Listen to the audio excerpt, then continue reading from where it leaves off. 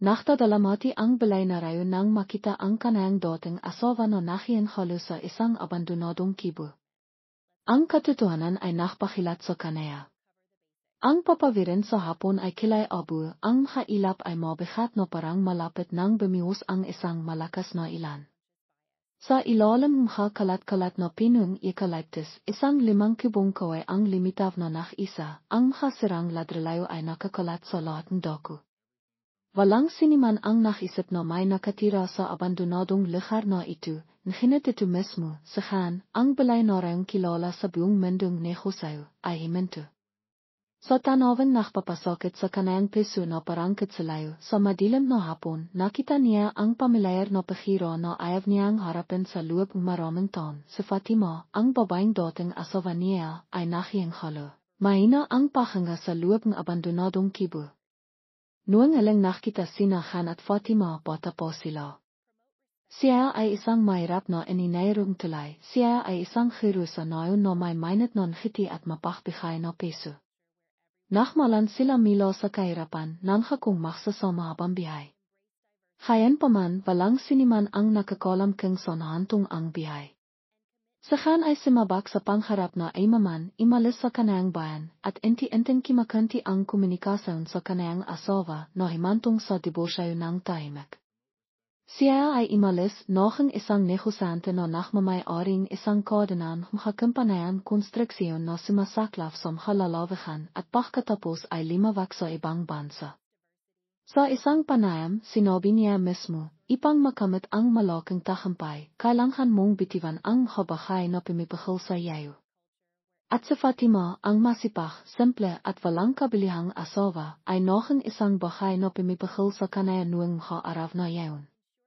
Pimayak siyang makipakiwalay, hindi iminging pahating ari-arian at tahimik na naklaw mila noon.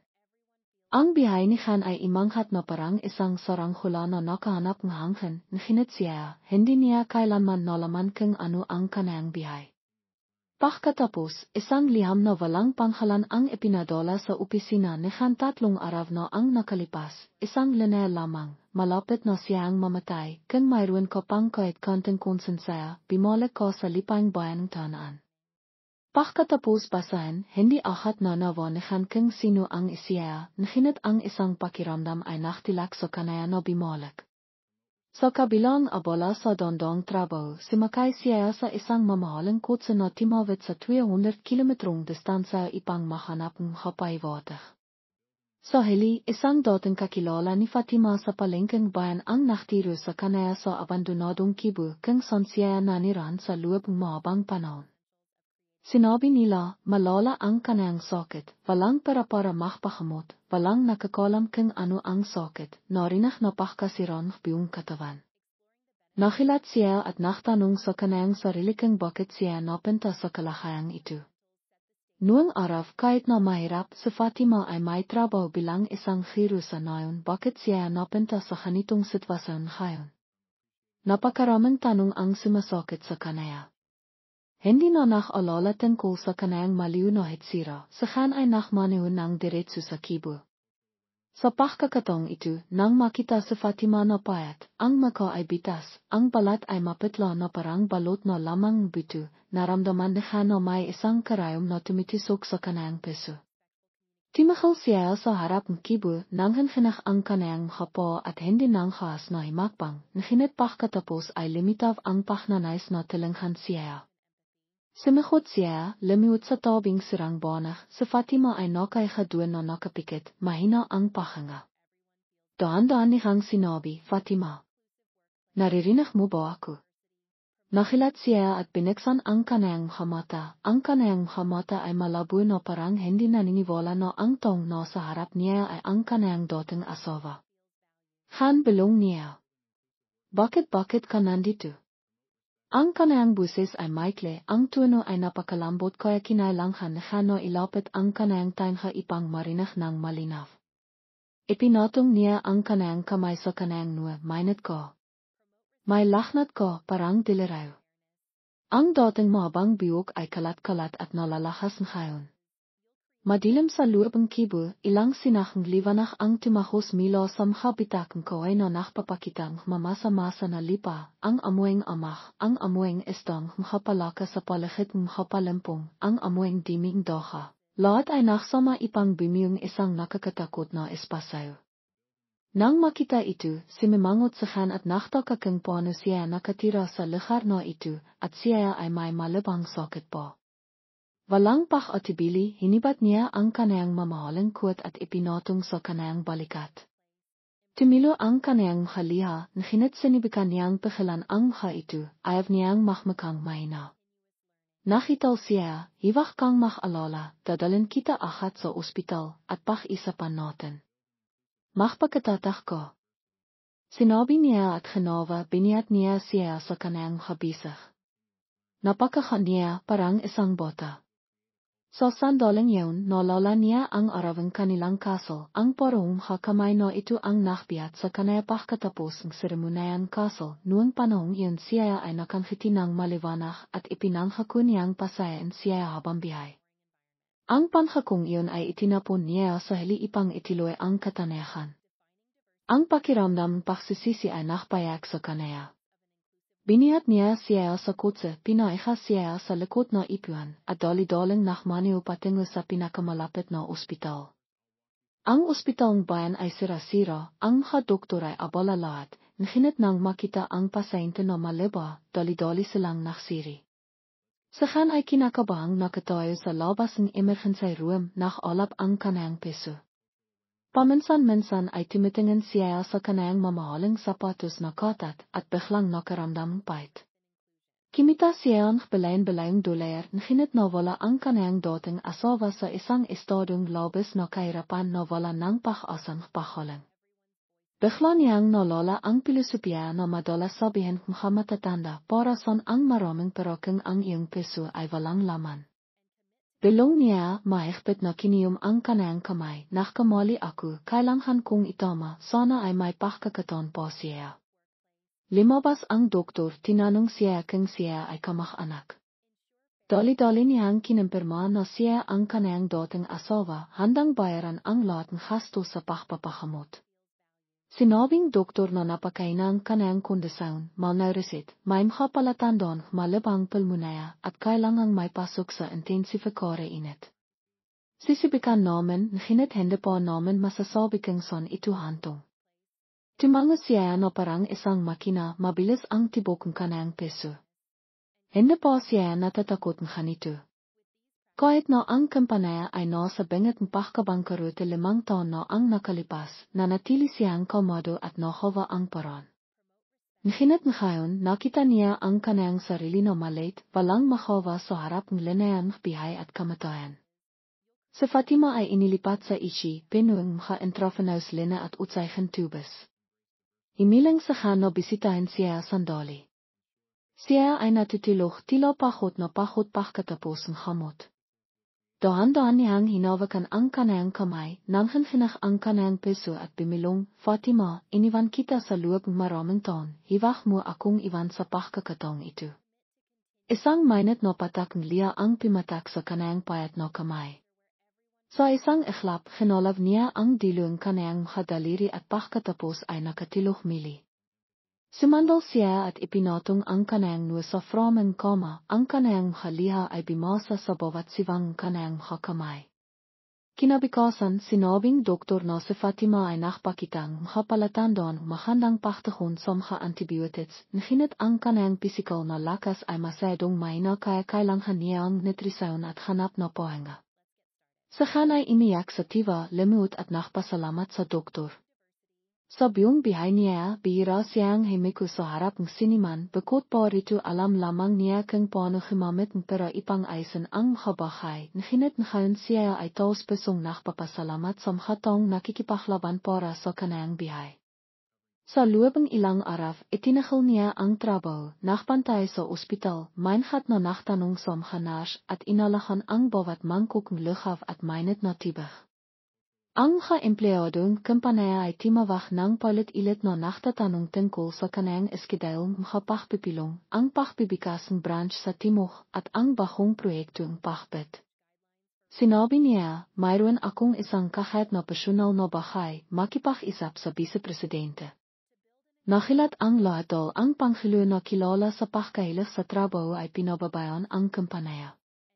Maimha nachtsismis na maliba ang sakit ng boss, maimha himila na lihim na nakahanda ang boss ng isang malaking kawain. Ngunit walang nakakalam ng katotohanan na ibinibihos niya ang lahat ng kanayang atensyon sa pagliligtas sa kanayang dating asawa. Ang nutrisyon at hamot ay inti-inting nakatilong kay Fatima na malampasan ang krisis. Pagkatapos ng isang linggo, siya ay mas gising at nakakain konting lughaf. Pimasok sa sa silid para bisitahin at nang makita siyang nakadilat ay nagtanong siya. Mahina siyang ngumiti, bakit ka nandito pa? Sumagot siya nang may awa, mabiti at nagising ko, nandito ako para alahan ko. Gusto niyang timawa, ngunit ang ngiti ay baluktot na may halong kapaitan, alahan ako. Akala ko gusto mo na akong iwan magpakailanman. Ang kanayang buses ay parang malungkot at mapanimbat. Sa ay nasamit, hindi alam kung ano ang sasabihin, at imitaw lamang, pamanin. Bemintong hininga siya at imibo. Dali-dali niyang inabot ang hatisay at tibak. Iminom siya ang isang higop, at bumilong, hiwak kang mayaya, nakaroon na tayo. Ngunit kiniyom niyan ang kanayang labi at kinimpirma, hindi ko kailanman. Tatanggihan mili ang responsibilidad. Bigyan mo akong pagkakataon pakisap. Ang kanayang mata ay pinung pagsisisi, nanghanhanach ang kanayang kamay habang hawak ang malamang na kamay niya. Si Fatima ay namila, ngunit hindi na nagsabi pa, ay miku at pimikit, ang kanayang haliha ay tumilo sa inan. Pagkaroon ilang araw, nagkaroon siyang sapat na lakas ipang magsalita ng mas matahal. Ang kanilang hapag-isap ay sa simila ay hindi komportable, iniwasan ang pagbanggit ng halimang pagkakamali at tumitigil lamang sa, kimusta ang pakiramdam mo? May kailangan ka ba? Bibili akong mas maraming pritas. Ngunit inti-inti, ang samang luwab at pinsala na naipon sa paglipas ng hatan ay naktilak sa kanaya na sabihin, gusto mo bang malaman kung bakit ako napinta sa ganitong sitwasyon? Timahimik sa at tumango. Ikiniwento niya, ang kanayang buses ay mahina pa rin ngunit malinaw pagkatapos ng diborsyo, imalis siya sa bayan ipang maiwasan ang kaisap-isapan, bumalik siya sa bayan kanayang ina sa kabindikan ipang magtiro ng malaya, malit ang sivaldo. Pagkatapos ay namatay ang kanayang ina at ang bahay ay kailangang ibenta ipang bayaran ang haitang, walang natitirang lugar na makapitan, siya ay humala-hala na humahawang lahat ipang mabihay. Pagkatapos ng ilang panahon, nakasakit siya, walang insuranse, hindi nang has na paminta sa ospital, hinayon lamang niyang tumahal ang kanayang sakit. At sa hili isang kaibigan na nawa sa kanaya ang nakpatiloy sa kanaya na pansamantalang timira sa isang abandonadong kibo habang nakahanap ng sapat na pera para magpahamot. Ngunit ang sakit ay lalong limala, inti-inti akong nangina, walang sapat na pera para sa hamot. Akala ko marahil ay mamamatay ako ng tahimik doon, himikpi siya, ngunit hindi ko inasahan na babalik ko. Ang labis na sakit na kailangang tisin takapagsalita kapag naririnig ang salita mula sa tong minahal niya noon. Tahimik na nakaupo sa labis na nasasaktan. Sinilayapan niya ito, dahan-dahan, hiwak mong sisihin ang iyong sarili, dahil hindi rin ako nang hanghas na himinging animan, matahal na tayong tapos. Timilo ang kanayang haliha, ang kanayang mata ay pinong labis na kalangkitan. Timayo siya, simakaw ng mahina, ngunit nakamali ako, kailangan kong itama, hindi ka maaaring mamatay ng hanuan, hindi ko papayagan. Nanghanhinak ang kanayang buses. Ang lalaking nakmamayabang na kilala sa mundong negosyo ay imaman ngayon na siya ay walang makawa, nakasam lamang na mabihay siya ipang magkaroon siya ng pagkakataong bimawi. Samha sa minut na araw, patiloy na nakikipag-isap sa doktor at dinala sa Fatima sa isang ospital sa itaas na antas. Gusto pa kaniyang ilipat siya sa isang internasyonal na ospital, ngunit pinayan ng doktor ang pasyente na magpahinga na lamang dito dahil siya ay mahina. Kakonsulta kami sa mga eksperto. Tinanghap niya ito, hindi naktipid pero ipang mag-imbitang mga pribadong nurse na magpantay. Kinailangan mga empleyado ng kanayang kumpanya no makpadalan mga populis milo sa lingsut patingo sa bayan ipang mahantay sa kanaya no pimirma. Ang tanawin isang bilay na rayo no nakupo sa pasilayong ospital ng bayan no napapalibitan isang laptop at isang kontrata sabay no nakalaha sa kanayang dating asawa at himawak sa trabaho ay isang kakaibang tanawin no ikinahilat ng lahat. Isang araw nakitang isang dayang kasusayo sa pamamagitan ng video chal ang masalimut na tanawin tinanong nila siya kung nasan siya bakit hindi sa meeting room. Sumagot siya ng mainon na sa ospital ako na nanghangalaga sa aking pamilya. Walang nakakita kay Hana imalis sa mendung negosayo nginit ngayon ay handa na siyang isang tabi ito at ibius ang lahat ng kanayang lakas sa isang babaeng dating iniwan niya. Pagkatapos ng halos kalahating biwan, si Fatima ay pansamantalang nakalampas sa mapanghanap na ekto at maaaring limabas ng ospital ipang makpakonsulta sa bahay. Ngunit nasan ang kanayang bahay? Wala na siyang tahanan at hindi rin siya makabalik sa abandonadong kibo. Inalok na Hana dalhin siya sa kanayang mansyon sa labas ng lingsut. Imiling-iling siya, hindi ito makanawa, hindi na ako kabilang sa mundo mo. Inawakanihan ang kanayang kamay ng may determinasyon, Fatima, hiwag muna akong tanghihan mili kailangan mong makpahinga, hindi kita maaaring hayang mamihay ng hindi sigurado. Isipin muna lamang na kinakawa ko ang heling responsibilidad. Timalikot siya at himikbi. Nanawan niya na naiya pa rin siya, ngunit wala na siyang lakas na makipaktalo kaya mahina siyang tumango. Kaya inayos niya ang isang ambulansa ipang dalhin siya sa mansyon. Ang mansyon ay matatahpian sa labas ng Hanoi, napapalibitan maraming pino, may lava at isang maliit na hardin. Sa totoo lang, ito ang weekend getaway ni Han bira siyang manatili dito. Nakilat ang lahat ng empleyado sa yuritay huwart at katulong nang makita ang kanilang boss na biniyat ang isang payat at mapitlang baba. Ipinakilala lamang niya ng maikli, siya ay isang kamag-anak. Paklangkiran ninaw siya ng mabiti. Nang makita ang tanawin, nandag ang matandang housekeeper, kisang loob na nakhandang makasalit, naklito nakapagpapalisok na lukhaf at nakmadaling bimili ng makabahong damit para kay Fatima. Sa ina ay naiya siyang imiwas. Pakiramdam niya ay hindi siya kabilang sa lahat ng tao dito na parang nangihingi siyang tulong. Nang makita ang maliw na espasyo at mamahaling kasangkapan, lalo siyang nakaramdam pagkapi. Kung nahanghat siyang aman nuang mga nakarang taon, nakabintot sana siya kay Han at nakipaklaban para sa mga ari-arian, ngunit pinili niyang imalis at panatilihin ang kanayang dignidad. Nang makita sila mili, hindi siya naiba sa isang mahirap na nakikipamihay sa kanayang dating asawa. Ang pakiramdam kay yan ay nakpahirap sa kanaya. Nanawanahan iyon kaya sinibikan niya ang kanayang makakaya ipang mapahanawa siya. Araw-araw personal niyang hinahanda ang hatas, nakahatit ng hamot na lukhaf, nakikipag-isap sa kanaya, ikinikwento ang tungkol sa kumpanaya, imasa lamang na hindi siya makisip ng sobra. Isang araw ay malungkot siyang sinabi, bakit mo kinakawa ito? Wala na akong halaga sa iyo. Timahimik siya at pagkatapos ay sinabi, dahil may itang poran ako sa iyo. Ikaw ang tumulong sa akin na magkaroon motibasyon ipang imanlat. Naniwala ka sa akin noong wala akong kahit ano. Kung wala ka, hindi ako magiging ganito ngayon. Nanlaki ang kanayang mata. Hindi pa niya sinabi ang kasalitang ito noong imalis siya.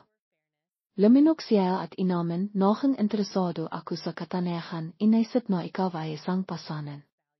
Noong nilaktan ko ang kapapalis ng dibosyo, naisip ko na makpabaho ang aking bihay, hindi ko lang inasahan na sasaktan kita ng ganito. Sa pagpabalik tanaw sa mga nakarang panghayari, nanghin hinak ang kanayang buses, nakatingin pababa ang kanayang mata. Napasakok siya, hiwag mo nang sabihin, nakaroon na rin. Tumitol siya, hindi pa, dahil minti ka nang mamatay sa kibo, hindi ko matatanghap na yaon ang katapisan. Pimikit siya, hindi na nakipaktalo, ngunit ang mga liha ay dimaloy sa kanayang pisngi. Sa labas, inti inteng lumibog ang sikat ng araw sa hapon, bimaksak ang kadiliman, na parang isang matinding pahinto na nakilong sa kanila sa isang riyon masakit na alala. Limipas ang panahon, mas inalahan sa Fatima, inti inteng bumiti ang kalisahan. Nagsimula siyang mahlakat sa harden ipang himingang hangkan, kimaint malambot na bekas, nginit ang kanayang espiriti ay hindi pa rin matatag. Paminsan-minsan ay nakupo siya ng walang pag-isip sa loob ng maraming oras sa balkonahe na nakatingin sa bukid, walang katiyakan ang kanayang mga mata. Sa kanay abola sa trabaho, nginit naklan pa rin siya ang oras kasama niya. Hinabayan niya siya sa pisikal na terapay nag-imbitang isang pribadong doktor ipang regular na magpatingan. Paminsan-minsan ay dinadala niya siya sa paglalakat sa paligid ng lava at ikinagwento sa kanaya ang maalalang pinanghalakan niya sa loob ng mahabang panahon. Gusto niyang makinig, gusto niyang takasan ang nakaraan. Ang baba ay nabibihay pa rin sa pinsala at kahiyan. Nainawan niya na ang haaksan lamang ang inti-inting magpapahaling sa sikat, anong silbing pahinging pamanin. Isang habinang biglang magtrabaho sa khan, isa sa Fatima sa silid, at biglang sumiklap ang isang malakas na ibu na kinailangan niyang kimapit sa dingding. Timakbo ang housekeeper ipang tilinghan siyang tumayo, nagbigayang tibig, at hirap bago niya matilinghan siyang imipon ng matatag. Hengel siya, pila ang hamata, at nakaramdam labis na takot sa kanang peso, hano pa ako katahol mabibihay. Nakitang housekeeper at marang sinabi, bata ka pa, hiwag kang mohang pesimista, gusto ka lamang bayaran ni Khan ngayon maniwala ka sa kanaya. Si Fatima ay lumilia at imiling, natatakot ako na hindi ko kayang miling iwan. Mahigpit na hinawakan ng housekeeper ang kanayang kamay, sa totoo lang, pinahirapan niya ang kanayang sarili sa loob ng maraming taon, noong kasama niya ako simula nang makipahiwalay siya sa yayo, walang araw na hindi siya bumintong hininga. Ngunit itinaho niya ang kalangkitan at itiniyun ang kanayang sarili sa trabaho. Ngayon ay mayroon siyang pagkakataong itama ang mali sa yayo, kaya bahan mo siyang udon pabalik. Timahimik sa Fatima at naramdaman ang sakit sa kanayang peso. Nanghas po kaya siyang mahmal at mahtiwala. Makalipas ang 2 araw bumalik sa Khan. Sa pagpasok niya sa kwarto narinig na niya ang balita na si Fatima ay nagkaroon ng malabang ibu. Sumikot siya sa silid, niyakap siya at nataranta ang buses, nandito na ako. Kimusta ka? Mahina niyang sinabi, ibu lang, ayos lang. Dahan-dahan niyang hinimas ang kanayang likod at kimislap ang pag-alala sa kanayang mga mata, bikas dadalhin kita sa ospital para magpasiri, ayaw kong mohang kampante. Tiningnan niya siya, biglang nalala ang sinabing. Housekeeper. Sa isang iklap, bumilong siya, kailangan mo pa ba ako? Hinawakan niya ang kanayang kamay ng may determinasyon, kailangan kita higit sa lahat. Simula nang ilabas kita sa kibo na iyon, ipinangako ko sa aking sarili na hindi na kita mawawala mili. Imiyak siya, tumilo ang halia, at imital, natatakot na iwan mo akong mili, hindi na ako naniniwala sa mga panghako. Mahigpit niya siyang niyakap, hinayon ang kahigpi na imalinghav sa silid, hindi kailangang itaho ang bawat pahinga. Sa gitna ng pahigpi, narinig niyang sinabi niya, iniwan kita dati, nawala ko ang aking kaliliwa sa loob ng mahigit 10 taon. Ngayon hindi ako nanghangkas na manghako, ngunit sasamahan kita kahit ano pa man. Ipinatong niya ang kanayang mukha sa kanayang dibdib, naramdaman ang kanayang puso na mabilis na tumitibok, mainit, hindi na kasanggayan tulad noong araw, nabawasan ang kanayang takot, at alam niya na siya ay taos puso. Kinabukasan, pumunta sila sa ospital para magpasiri. Napagpasahan doktor na ang kanayang panghinaing sakit ay pulmonea at pagkapagod na nangangailangan mas maraming oras para sa nakapagpapalisok na pagkain at gamot. At mayroon pa rin siyang 5 hasayula dahil sa matagalang impeksyon na nangangailangan pang matagalang paggamot. Pagkatapos pakinggan, determinado siya na dalhin siya sa ibang bansa para magpagamot. Ngunit tumanggi siya, kahit saan pa ako pumunta, gusto ko lamang mamihay ng payapa at ayaw kong maglakbay ng malayo. Nagmakawa siya, imiling pa rin siya. Kailangan niyang pakbakan ang kanyang kalooban at nakimbitan mahisay na Dr. Ipang makbigayang pinakamataas na suporta sa panahon pakpapahalang. Inti-inti niyang napabiti ang kanyang kondisyon, bawasan ang pakkapahotan kanyang hamata, at bawasan ang pakkapahotan kanyang hamata, at magkaroon mas malakas na buses. Ngayon sa hapon, madalas silang imipo sa balkona ay ipang panuran ang dahan-dahang paglibokang araw at mag-isap.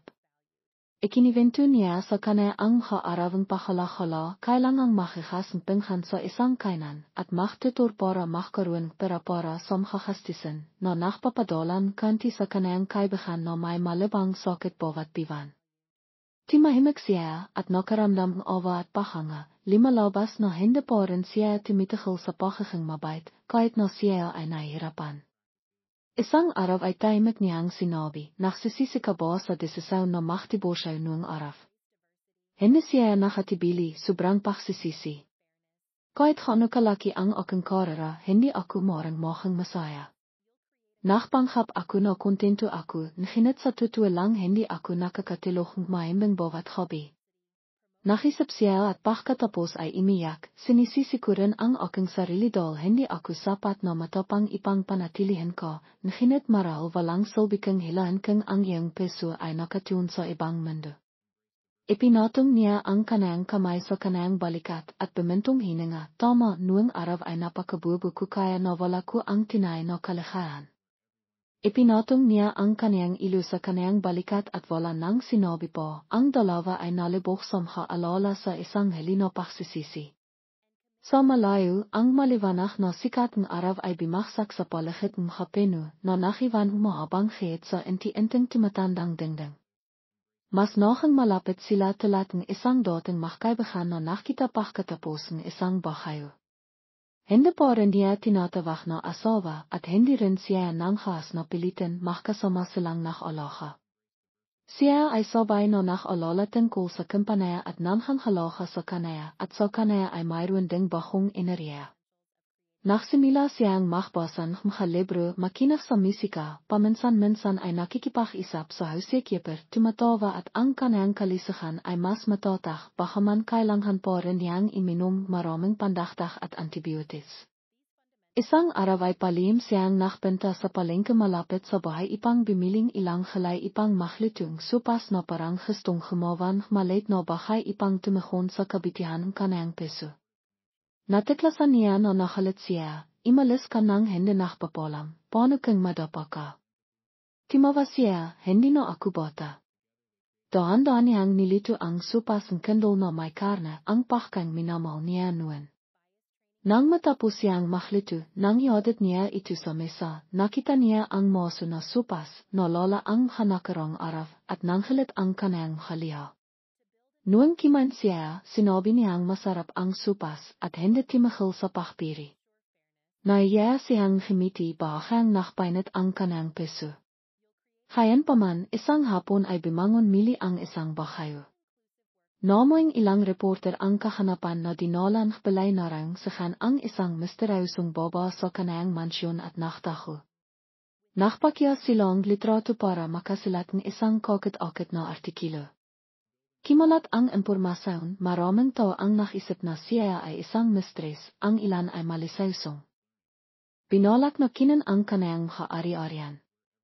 Natakot si Fatima at naktaho sa silid na hindi nanghas na limabas. Nakalit siya at initisan ang kasiritay personal na pakilan ang media. Nahinat nakpantay pa rin ang mendong balita sa kanaya, inalo siya, harapin niya ito, hiwak kang matakot. Malangkot niyang sinabi nila na ako ay isang huldigger, ayaw ko nito. Sabi niya nang maikbit, hayan kong malaman lahat kang sino ka. Kaya sinabi nakpadala siyang anunsayo at inihayak sa press na ito ay ang kanayang dating asawa na may malabang sakit at nakbibigay siyang tulong dahil sa relasyon nila. Hayan paman naksikap pa rin ang press, naktatanong tungkol sa dahilan ng diborsyo at pagkatapos ay babalik ilit. Sinisiron nila na nakpapahirap sa kanaya. Nakpasaya siyang limitahan ang kanayang kapaklabas at petilan ang lahat ng channel komunikasyon. Nararamdaman niya ang pagkakasola dahil sa akin kaya ka nakakaproblema. Ngimiti lang siya nang mapait, basta't mabiti ang kalagayan mo, silit ang kahit anong problema. Marami po akong itang sa iyo sa bihay na ito. Isang araw, madaling timawak ang direktor ng kumpanya, sinasabing nakaproblema ang proyekto sa kan, nakpabantang bawian makakasusayo ang kanilang painan, kailangan siyang pumunta agad. Nakalangan siyang tumingin sa kanaya no makang mapatlaporan. Marahan siyang tinopik nito sa kamay, nakpapayo, hindi mo maarang pabayan ang trabaho mo, ayos na ako, pumunta ka na at litasan ito. Nakalangan siya na lola ang biglang pagkakasakit nito. Pilit siyang ngimiti, hindi ako kasing inang inaisip mo. Nandito naman ang mayordoma, ang doktor, hiwag kang makalala. Nang makita siyang determinado, pimayak siya. Nginit bago imalis, nakbilan pa siya sa sekuritay guard, sa mayordoma, sa doktor, tumatawag ng paulit-ulit. Pinaktawanan siya nito, parang makpapalam ka na sa mendukang makalala ka. Bemintong hininga siya, natatakot ako, sapat na ang mawala ka ng isang beses. Namimila ang maka niya nang iodit siya nito hanghang sa khote nakadaraman init na hindi pa niya nararanasan. 5 araw siyang nawala, natapos ang proyekto at nakpilong kasama ang stockholder. Sa panahong ito, hindi siya nang timawak para makabala, nakpadala lang siyang ilang text na nagsasabing kimakain siya ng moyos at moyos ang lahat. Mabilis siyang sumagot, mag-ingat ka, babalik ako agad. Kahit maikli kakaibang init ang nadama niya. Sa hobby, naalala niya ito at nakakatawa. Sino ang mag-akalang pagkatapos maraming taon pagiging malamig, sila ay magiging parang habahong magkasintahan. Hindi niya itinatanggi na naroon pa rin ang damdaming iyon, marahil sila ay bahaging isa't isa na pinalayo lang silang makataon. Imagang Biyernes, naktate siya, babalik ako ngayong hapon. Kinakabahan siyang pumunta sa hardin at pumitong ilang rusas, inilakay sa plurera at inilakay sa sala. Nakita itong mayordoma at pinaktawanan, hinihintay mo siyang imiwi para kimain. Napaya siyang ngimiti, hindi sumagot. Nginit hanghang sa hating gabi, hindi pa rin siya bumabalik. Malakas ang ilan, kimikilok at kimikitlat. Nakaalala siyang tumingin sa bintana, maraming beses siyang tumawag nginit hindi niya makontak. Halos hating gabi na nang limitaf siya, basang-basa, makang pahot na parang nakaligtas sa isang bahayo. Nakilat siyang tumakbo para makabot ng tiwalaya, bakit ka nakbalan? Malangkot niyang sinabi, nasira ang sasakyan sa gitna ng daan, naubisan baterya ang telepono ko, kinailangan kong maktawag ng taxi, matagal akong naghintay. Nakpapanik siya, maligo kang mainit para hindi ka makasakit, makang mapitla ka. Tumango siya. Pagkatapos bumaba siya sa sala, nakita ang harusa sa mesa. Nagtanong siya, para sa akin mo ba yan inilakay? Nakalangan siyang tumango. Nantak siya at niyakap siya, sinabing, salamat sa paghihintay mo sa akin. Napaligiran siyang amuing ilan na nakakapit pa rin sa kanyang damit, napaktanto niyang maral mas inasahan niya ito kaysa sa inakala niya. Mahina niyang sinabi, pahot ka na, makpahinga ka na. Ngimiti siya, hinila siya para imipo sa ipuan at sinabing, may binili akong regalo para sa iyo. Kiniya niya sa kanyang bag ang isang kulay krema na sawo na hawa sa lana, simpleng nginit mainit, mula sa isang tindahan handicraft sa probinsya. Nakita kong maganda kaya binili ko. Subukan mo ito. Nakilat siya at pagkatapos ay ngimiti ng masaya, isinuot ang sawo sa kanyang liig, nadama ang init sa gitna ng malang gabi. Tila nakalimitan nilang dalawa ang hataon pahiwalay, tanging ang init lamang kasalakian ang natitira. Nginit pagkatapos ay may nangyaring hindi inasahan na nakpataas ng tensyon sa kiwento. Pagkalipas ng isang linggo, nakatanggap siya tawag mula sa isang abogado. Pamanhin, nginit may isang anonymous na reklamo na pinahinalan siyang naglistay kaari-arian ang kanyang dating asawa na nakpahirap dito. Nakilat siyang. Naktanong ipang malaman na isang hindi natikoy na tao ang nakpadalang reklamo sa departamento ng hustisya na nakpaparatang sa kanaya. Achat na pinalaking media ang kiventu, sinasabang pinilit ni Han ang kanayang dating asawa na mahtibosyayo ng walang animang pag-ari at ang dating asawa ay ngayon ay may sakit at walang tanan. Maraming tao ang naktiling-tilinghan na tilaksan siya, kahit na siya ay nasa bahay niya, nahinit kimalat na ang tsismis na sarayusong nakapektu sa kanayang reputasyon at kumpanaya. Halit siya, nahinit mas nakalala siya na makaramdam presire sa Fatima. Sa katinaan, binasa niya ang ilang unlina na artikilo na lalangkot ng makitang sinisimpang makataw sa Han. Sinabi niya, dahil sa akin kaya ka napapamak. Hinawakan niya ang kamay nito, ayos lang, ihayak ko ang katotohanan. Ikaw ang nakpasang imalis, hindi ko pinilit. Inalok ko rin na hatiin ang lahat ng aking ari-arian na hinatumanghag ko. Ipapakita ko ang katibayan sa abihado. Imiling siya, ayaw kong dimalo sa korte, ayaw kong makakilo. Nakisip siya, kung ngayon mahanap akong ibang paraan. Kailangan ko parang makpaliwanag, kung hindi maapektihan ang aking kumpanaya, makakalihan ang kasaroholder, babaksak ang kastok, masisira ang buong karera ko. Sakit na ang lahat ng ito, nakpasaya sa Fatima na humawang isang bahay na ikinakilat niya, pimayak siyang himarap sa publiko. Sa partikular, himingi siyang tulong sa isang kaibigan na kakilala ang isang reporter ipang makayos ng isang pagpipilong sa bahay kung saan maksasalita siya ipang iwasto ang impormasyon. Nakilat sa Han, sigurado ka ba na kaya mo? Mahina siyang humiti para sa iyo sisibikan ko. Ayaw kong pasanin mo ang masamang reputasyon na yaon. Kaya isang imaha, inanayahan ang ilang mamamayak. Medayo nakilat sila nang makita ang dating asawang nahirap ina nakaupo sa sofa, nakasuot ng sawo na hawa sa lana, mukhang payat pa rin hinit moyos at matatak ang pakisip. Naktanong sila, totoo bang pinilit kang mahtibosyayo, iniwan ka? Kamado niyang sinahot, nahiwalay kami ni Han nang mapayapa, walang pamimilit, ako mismo ang imalis, pinili kong mamihayang simple. Maraming beses na gustong tilinghan ako ni Han, nahinit tumanghi ako. Simingit ang isa pang reporter, nahinit nakatira ka sa isang barong-barong, hindi ba dahil hindi ka nakatanghap ng tulong.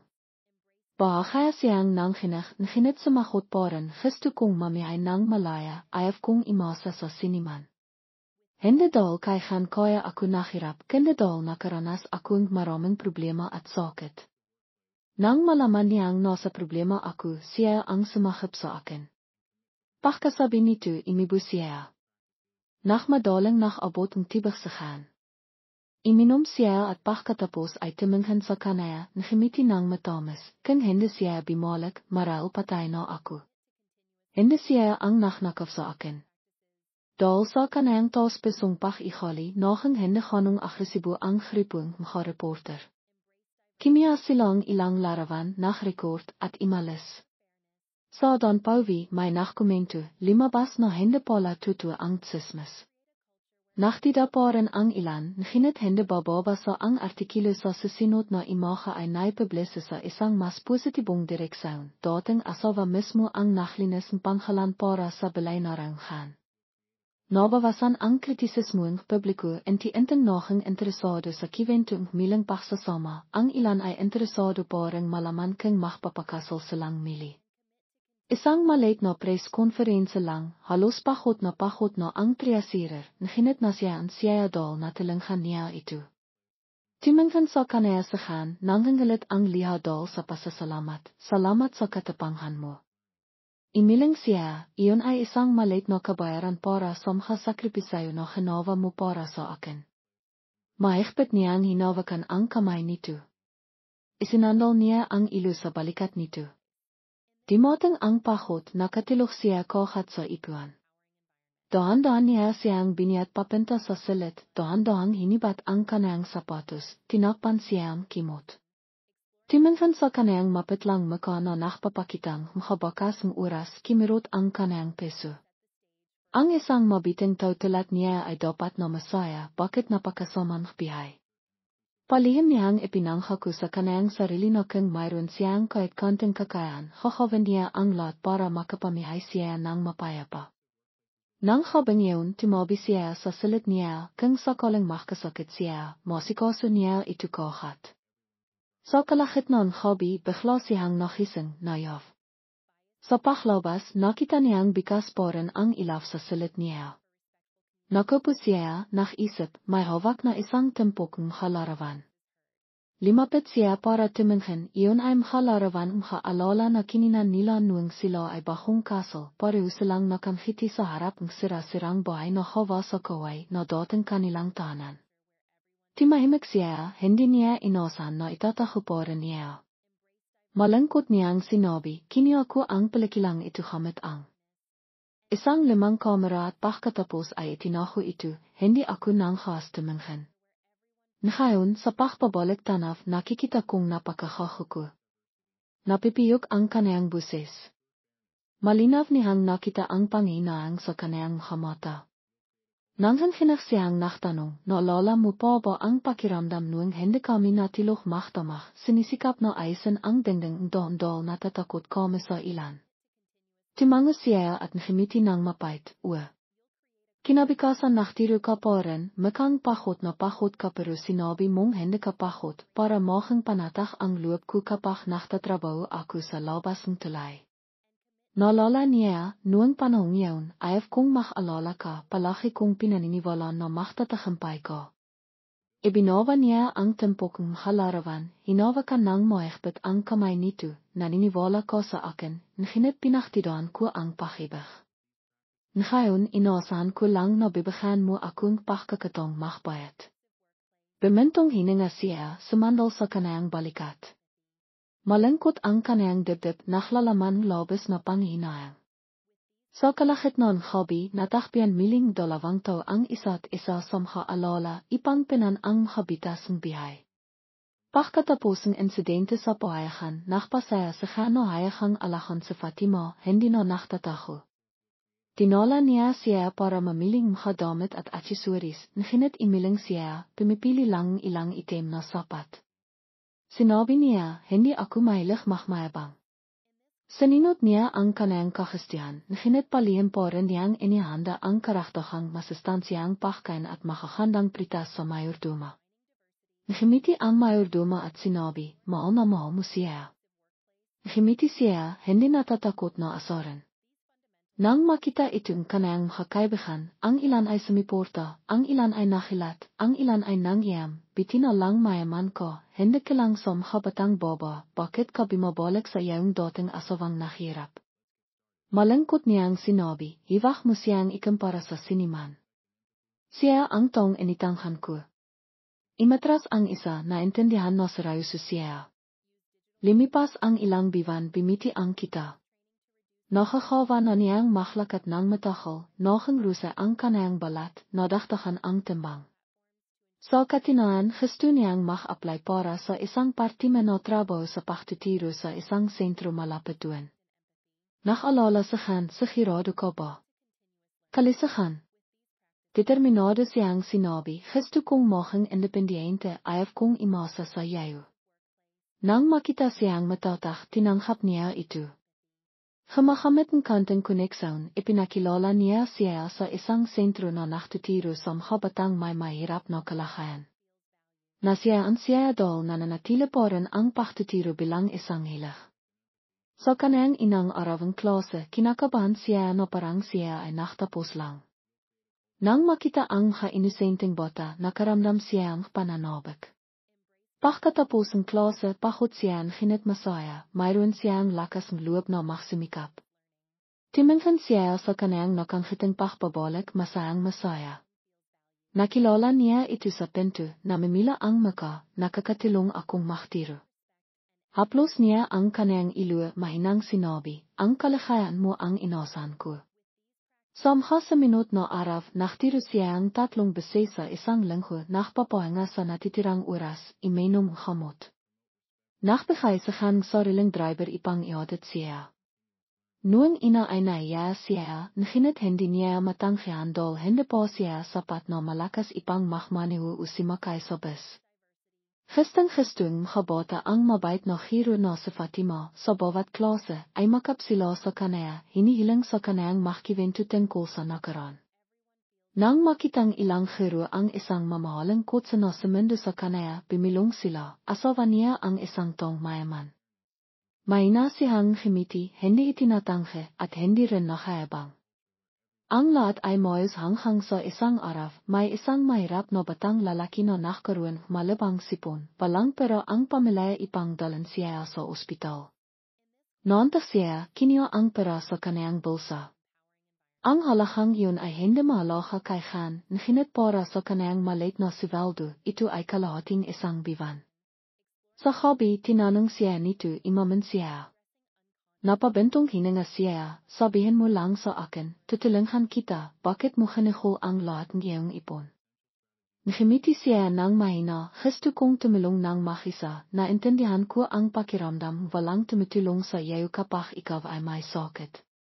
Timahimik siya, lalo pang minal ang kanayang mapakawang hawa na kaliliwa. Naisip niya na siya ay pari-uparin nun, isang boba na may malaking pagmamahal kahit na kilang siya sa kanayang sarili. Malapit na ang bagong taon, nagmangkay siyang imiwi sa probinsya ipang sindihan ang isang insenso para sa kanayang ina. Sinabi ni Rang sasama siya. Nag-alanghan siya, nginit pagkatapos ay pimayak. Bumalik sila sa balibendigang riyon sa Hilaga, palakiliko ang don. Ang dating bahay na tinitiran ng kanayang ina ay naibenta na ngayon ay isang harden belaklak ng isang tao. Mayroon lamang isang simpleng libingan sa likod ng simbahan. Imipo siya, nagsinding insenso nang hilit ang kanayang mata. Naglakay sa kanang palimpon pitang belaklak sa tabing libingan, ipinagsama ang kanayang kamay sa panalangin. Maingat niyang sinabi sa kanayang ina na nabibihay pa rin siya, tinitulungan siya ang kanayang dating asawa. Baakang imihip ang hangin sa hapon na para bang nakpapakan o naninisi. Tahimik siyang tumayo sa tabi niya, inilakay ang kamay sa kanayang balikat, nakpapahayag ng pasasalamat sa namatay na minahal siya na parang sarili niyang anak. Sa pag-ibig bigla siyang nagsalita, kung nabibihay pa siya, siguradong matitiwa ang nanay kapag nakita kang inalakan ako. Limanghon siya, ang kanayang mata ay naglalaman panghinayang, ako ang may kasalanan. Imiling siya, inilakay ang kanayang kamay sa kanayang labi na para bang gusto niyang timahal siya sa paninisi. Nginit timaloy ang dalawang liha. Simakay sila sa kotse pabalik sa lungsod, dala ang mahkalong alala, nginit mayroon ding natatangang init. Pagkatapos ng biyahe, medayo pimayat siya, maral dal sa emosaon. Nag-alala siya, pinilit siyang makpahinga ng ilang araw. Kailangan niyang makinig, masiniran na nakaiha sa bahay, nakpabasan mga libro, iminom mga bitamina. Isang hobby, hinawakan niya ang kamay niya, mahinang sinabi, naisip mo na bang patawaran ako, para makpakasal tayong mili. Bakaya siyang nakilat, kimirap. Inaasahan na niya ang tanong na ito nginit hindi siya nang harapin ito. Tahimik siyang nakaupo sa loob mahabang panahon bago nagsalita. Alam mo ba kung ano ang kinatatakitan ko? Natatakot ako na makpahuka ilit, natatakot akong mahalok sa paktiri sa mili. Timankan siya ng malalim sa kanayang mata, taos peso ang kanayang buses, hindi ako nanghangkas na manhakong pangabambihay dahil hindi ko alam kung ano ang mangyayari bigas. Ngunit alam ko na ang aking peso ay hindi tumitigil sa pagmamahal sa iyo. Gusto kong maging asawa mo ilit, nang marangal at nang tapat. Kahit na may sakit ka, mananatili ako sa tabi mo. Napaliha siya, hinawakan ang kanayang maka, naniniwala ako sa iyo, ngunit kailangan kong mas maraming oras, hindi pa ako handa. Bimintong hininga siya, ngunit hindi siya pinilit, maghihintay ako kahit gaano katagal. Maya-maya, inanayaan niya siyang tumingin sa biwan sa beranda. Sa ilalim ng dilaw na biwan, dahan-dahan siyang sumandal sa kanayang balikat. Imiyak pa rin, natatakot at imasa para sa kalikhayan. Kinabukasan, maaga siyang pumunta sa trabaho. Nagising siya at peminta sa sala, nakita ang isang bangkos ng sariwang galerayo na nakalagay sa mesa, kasama ang isang pirasong popol. Magandang umaga, mga orang humitidol palagi akong nandito. Inaplos niya ang bawat talilot, nakikibot ang kanyang peso. Dahil sa hindi opisyal na panliligaw kagabi na balisa siya. Mahal niya ito, ngunit mayroong peklat sa kanyang peso. Hindi niya alam kung sapat po ang oras para tulungan siyang manghas na humawang isa pang hakbang. Nakitang matalinong mayordoma ang kanyang mata, ngumiti ng mahina, maumo pa rin siya, itapon ang takot, karapat dapat kayong dalawa sa kalagayan. Naisip siya. Maikli ang bihay, mintik na siyang mamatay sa isang kibo, ngayon ay may pagkakataon siyang ipagpatuloy ang pamimihay, may isang tao sa tabi niya. Kung hindi niya po alahan, magsisisiba siya. Tanghali nang hilingkan niya sa driver na ihatid siya sa supermarket, pimiling isang mapisayaw na asal na kamiseta. Naalala niyang gusto niya ang asal noong bata pa siya, dating sinabi na ang asal ay pag-asa. Maingat niya itong binalot, gusto niyang bagan siyang malit na regalo. Sa pagdating niya sa hapon, sabik siyang inilabas ito. Nakilat siya, ngumiti, masaya, maraming salamat. Kaya siyang ngumiti, subukan mo kang kasaya. Timasok siya sa silid para subukan, lumabas at tamang-tama. Timawa siya, piniri siya na mukhang bata pa rin. Mayabang siyang nakbiro, dahil sa iyo kaya ako bata. Sabay silang timawa, tila masaya ang buhay, tinatanghal ang madilim na itsirang nakarang araw. Sa ibang hobby, kinailangan na dumalo sa isang partay kasama ang makakasusayo. Imbita niya siyang si Mama, mayroon ding lider ng probinsya, ilang malalaking negosante. Medayo alangan siya, ngunit hinikayat siya nito, asawa man ako umahihing asawa mo, gusto ko lang na nasa tabi kita. Nang marinig ang salitang imahihing asawa, iminit ang kaniyang kapisngi, ngunit tahimik siyang tumango. Dumating sila sa partay na nakasuot ng eleganteng kasutan. Suot niya ang asal na kamiseta na ibinigay niya, nakasuot ng madilim na vest. Pinili siya ng mahabang kulay krema na damit, nakasuot ng sawal na haba sa lana. Nang lumitaw sila, lahat ng mata ay nakatingin. May bumilong, kalmado at tiwala niyang ipinakilala, ito si Fatima, ang taong sumiporta sa akin mula sa simila. May isang lider na nakipagkamay sa kanaya, ngumiti at sinabi. Ikinakakalak kong makilala ka, madalas kang bangkitinihan. Pilit siyang ngumiti, medayo ng hinginag, nakiladol hindi niya naisip na magsasabi siya tungkol sa kanaya. Sa bulwahan, tumitiktok ang malamays na misika. Nang marinig ang misnanak imbitang sumayaw ang habisita, lumingon siya sa kanaya, inabot ang kamay, sayaw tayo. Imiling siya na iya, palihim na nakpapalala sa kanyang sarili na mahina pa siya, ngunit nang makita siyang nakmamakawa, nakatibili siyang pimayak. Inakay niya siya sa dansefloer bahang inilakay ang kamay sa kanyang baywang. Naiya siyang nanghinginag, ngunit sinabi niya, hayan mo akong humabay sa iyo. Kaya humalap sila ayon sa misika, daan-daan ngunit pinuong damdamin. Maraming tao ang nanonood na may pahanga. Hindi niya inasahan na siya ay magiging sentro ng atensyon kaya ngayon kasama niya, nararamdaman niya ang konting kaligayahan at kaba. Sa sandaling yun, tila gusto niyang tanghalan ang lahat ng kaniyang takot at bahan siyang panibagong pagtitiwala. Pagkatapos ng partay, imalis sila sa hotel, sumakay sa kotse pauwi. Hawak pa rin niya ang kamay nito. Lumingon siya at mahinang sinabi, salamat. Ngumiti siya, ako ang dapat magpasalamat sa pagdating mo. Bemintong hininga siya, napaktanto ko na hindi ko dapat takasan. Marahil ay handa na ako. Hindi pa niya naintindihan, nagtanong siya, handa para sa ano? Naiya siyang sinabi, milang magpakasal. Kung gusto mo pa rin. Tiwang-tiwa siya, halos mabitawan ang manibela, nakmamadaling itinabi ang kotse, niyakap siya, nawala ang kanayang buses, salamat. Salamat. Namimila ang kanayang maka, sabay tumatawa at imayak. Ang bihay ay minsan ka mga pinagsasama ang hataw pakatapos maraming problema. Pagkalipasang ilang araw, pumunta sila sa komite para milang iparehistro ang kanilang kaso. Nang makita ang opisyal ang kanilang hatalon, nakita nilang sila ay naktibosyayo na dati, ngayon ay bumabalik, masisa, nahinat pinatiran sila. Hawak niya ang sertipikong kaso nang hanhinach ang kanayang kamay. Hinawakan niya ang kamay nito, nahimiti, ngayon opisyal na tayong makasama. Napalihas siya nang malala ang nakaran, pimirma sila sa populasong tibosyayo, ngayon ay pimirma sila sa rehistrong kaso. Ang ikot ng bihay ay napakakakaiba. Sa pag-ibig dahan-dahan siyang nakmaniw, hawak pa rin ang kanayang kamay. Simandal siya sa kanaya, walang sinasabi, ipinikit lang ang kanayang mata, tinatamasa ang init. Ayos ka lang ba? Tanong niya. Tumango siya, masaya ako. Kalahating taon na ang nakalipas, nahihirapan pa rin siya sa kibo, paano siya nang has na isipin ang araw na ito. Mabait kaya binahan siya ng Diyos ng isa pang pagkakataong mabihay.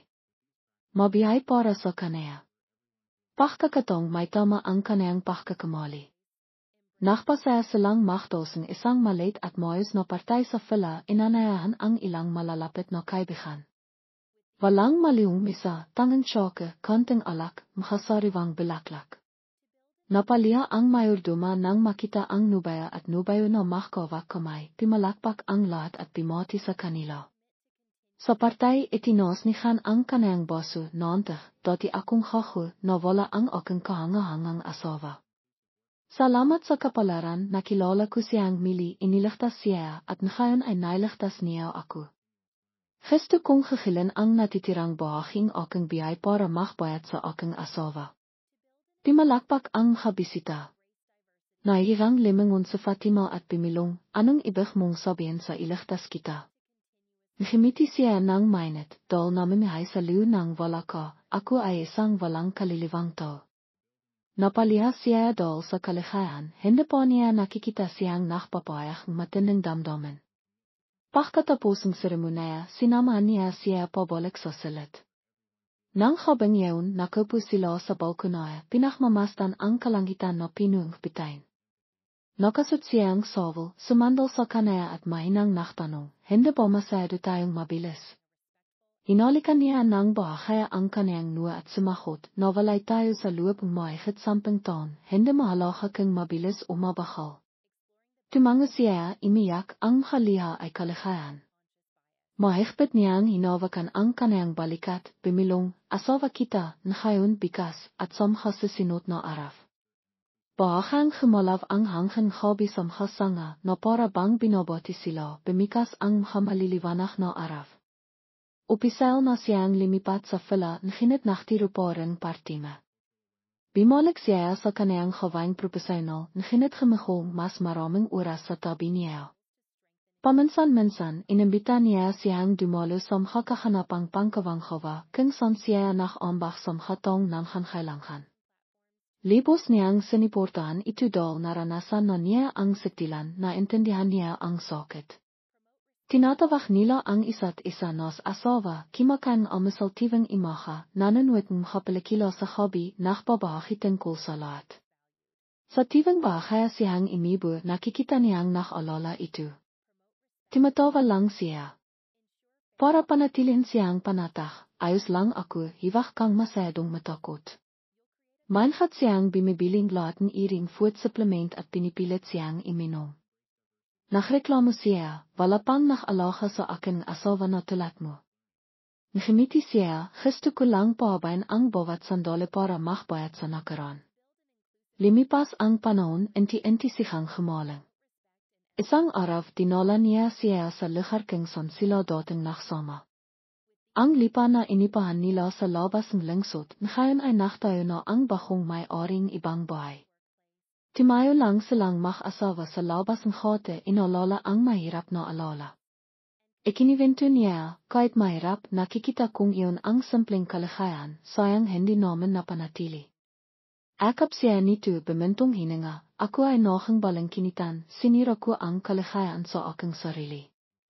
Ngayon ay natutuno ako hiwa hayang takpan pero ang aking mga mata. Timango siya sabay silang tumayo sa isang sandali. Timawa ang ilang bota habang dumadaan. Bigla siyang sumunod sa kanila na imasan ang makaroon anak, ngunit alam niyang mahina ang kanyang katawan, hindi niya alam kung kaya niyang makbuntis. Nabasa niya ang kanyang mata, mas mahigpit siyang niyakap, gusto mo bang makanak? Namimila siya, nanghanglit ang liha, dati ay imasa ako, ngayon hindi ko alam kung kaya ba ang katawan ko. Tahimik niyang hinaplos ang kanyang biyok, hiwag kang makalala, magpapakonsulta tayo sa doktor. Kung kaya, maisay, kung hindi, mamahalin pa rin kita ng buong peso. Timango siya, bakang tumilo ang haliha. Ang kanilang pagmamahal ngayon ay hindi na madamdaman, isa lamang pag-inawa sa pagtanghap sa lahat ng kapagkadiskarol. Mas komado siya kaysa dati. Nang habang yun, bumalik sila, kisang loob niyang hinawakan ang kanyang kamay, mahinang sinabi, mao kita. Isang simpleng pahayag ng pagmamahal na hindi na nasabi sa loob ng maraming taon. Naantak siya at niyakap siya sa mahabang panahon. Nakita niyang masiverte siya dahil nabibihay pa rin siya at namimihay sa pagmamahal. Bumilong siya, kung mamamatay ako ng moha, hiwag kang malungkot, okay ba? Nakilat siya at tinakpan ang kanyang bibig, hiwag kang magsalita ng kanan, hahawan ko ang lahat para mabihay ko hanggat maaari, makasama tayo sa bihay na ito. Simandal siya, imiyak. Hindi siya sigurado sa hinarap, ngunit pinong kaligayahan ang kasalakihan. Ang kiwentunihan at ang kasir ay nakpapalala sa atin na kung minsan, madaling mawala ang hataw sa tinay na kaligayahan sa pahabol sa katanihan. Mayroong kapagkakamali na kailangang bayaran ang kabataan ng ibang tao, ngunit kung may pagkakataon, maklakas loob na bumalik, gamitin ang iyong peso ipang iwasto ang iyong kapagkakamali. Kung minsan, hindi mayalis ang kabayaran ang hasikat, ngunit hindi bababa sa nakdadala itong pag-asa na ipagpatuloy ang pamimihay. Sa